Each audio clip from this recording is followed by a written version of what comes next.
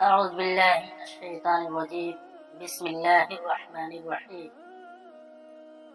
دوستوں اور بزرگوں، میرے دینی بھائیوں، میں جہاں تک بتا دوں آپ تمام حضرات کو کہ حضرت موسیٰ علیہ السلام کے واقعہ آپ سنے ہوں گے، اور حضرت موسیٰ علیہ السلام اللہ تعالیٰ کے بہت بڑے رسول گزرے ہیں۔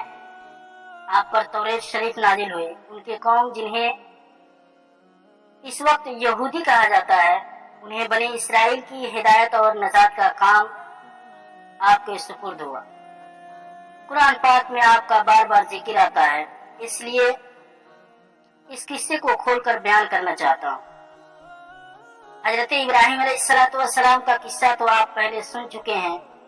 اس سے پہلے میں آپ تمام حضرات سے گزارش کروں گا کہ ہمارے اردو مختصر حدیث کی باتیں چینل کو سبسکرائب کریں اور ساتھ ساتھ بیل آئیکن کو دبا دیں، تاکہ جب بھی میں اس طرح کی ویڈیو بناؤں تو آپ تمام حضرات کے پاس سب سے پہلے پہنچ جائیں۔ اب میں چلتا ہوں حدیث کی طرف۔ حضرت ابراہیم علیہ السلام کے دو بیٹے بہت مشہور ہوئے ہیں، حضرت اسماعیل علیہ السلام اور حضرت اسحاق علیہ السلام۔ حضرت اسماعیل علیہ السلام مکہ مکرمہ میں ٹھہرے، جہاں حضرت ابراہیم علیہ السلام ان کی والدہ کے ساتھ چھوڑ آئے تھے، جہاں ان کی اولاد خوب پلی پھلی۔ انہی میں ہمارے رسول پاک جناب محمد رسول اللہ صلی اللہ علیہ وسلم پیدا ہوئے۔ ان کے بیٹے حضرت یعقوب علیہ السلام تھے، جن کا دوسرا نام اسرائیل یعنی اللہ تبارک و تعالیٰ کا بندہ تھا۔ ان کی اولاد بنی اسرائیل کہلاتی ہے۔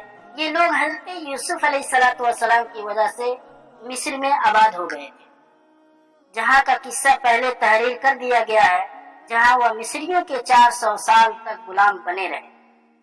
مصر پر اس زمانے میں قبطیوں کی حکومت تھی۔ ان کا بادشاہ فرعون کہلاتا تھا۔ یہ بنی اسرائیل پر طرح طرح کی ظلم کرتا تھا۔ اللہ تعالیٰ نے رحم فرمایا اور بنی اسرائیل کی ہدایت اور آزادی کے لیے حضرت موسیٰ علیہ السلام کو پیدا کیا۔ مصر کے بادشاہ فرعون کو نجومیوں نے بتایا کہ بنی اسرائیل میں بہت جلد ایک لڑکا پیدا ہونے والا ہے جو تیری حکومت کو تباہ کر کے اپنی قوم کو آزاد کرا دے گا۔ اس خبر سے وہ پریشان ہو گیا اور اس نے حکم دیا کہ اس قوم میں جو بھی لڑکا پیدا ہو اسے ذبح کر دیا جائے، مگر لڑکیاں زندہ رہنے دی جائے۔ جس سال حضرت موسیٰ علیہ السلام پیدا ہوئے، ان کی والدہ کو اس بات کا ہر وقت کھٹکا لگا رہتا تھا کہ کوئی دایا بادشاہ کو اس بات کی خبر نہ کر دے، مگر اللہ نے ان کو تسلی دی کہ تم فکر نہ کرو۔ جب بھید کھل جانے کا خطرہ زیادہ ہو گیا تو انہوں نے اللہ کے حکم سے انہیں ایک صندوق میں بند کر کے دریا میں ڈال دیا۔ دریا کے دوسری طرف فرعون کے گھر والے تھے۔ انہوں نے صندوق کو جو بہتے دیکھا تو اٹھا کر گھر لے گئے۔ انہیں خبر نہ تھی کہ آگے چل کر یہی لڑکا ان کے رنج کا سبب ہوگا۔ فرعون کی بیوی نے کہا، اسے قتل نہ کرو، یہ ہم سب کی آنکھوں کی ٹھنڈک ہے، ہمارے کام آئے گا اور اسے اپنا بیٹا بنا لیں گے۔ اب اس کے دودھ پلانے کی فکر ہوئی تو وہ کسی عورت کا دودھ نہیں پیتے تھے۔ ان کی بہن جو اس صندوق کے پیچھے لگی ہوئی تھی یہ سب کچھ دیکھ رہی تھی۔ انہوں نے کہا کہ میں ایک انا کا پتا دیتی ہوں جو اس کو پال لے گی اور اچھی طرح دیکھ بھال کر لے گی۔ اور انہوں نے حضرت موسیٰ علیہ السلام کی ماں کا پتہ بتایا۔ اس طرح موسیٰ علیہ السلام اپنی ماں کے پاس پہنچ گئے۔ اللہ تعالیٰ حضرت موسیٰ علیہ السلام کو اپنی قوم کے دشمن فرعون کے گھر میں پرورش کرتے رہے، یہاں تک کہ جوان ہو گئے۔ ایک روز کا قصہ ہے کہ وہ صبح سویرے شہر آئے۔